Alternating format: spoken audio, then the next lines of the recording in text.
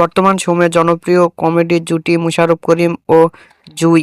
দিন দিন বাংলা নাটকের জনপ্রিয়তা বেড়ে চলেছে, সেই ধারাবাহিকতায় আবারও নতুন নাটক নিয়ে হাজির হয়েছেন জনপ্রিয় এই কমেডি জুটি। নাটকটির নাম খেপা জামাই। এই নাটকটিতে অভিনয় করেছেন বর্তমান সময়ের আলোচিত অভিনেতা মোশাররফ করিম ও আলোচিত অভিনেত্রী জুই।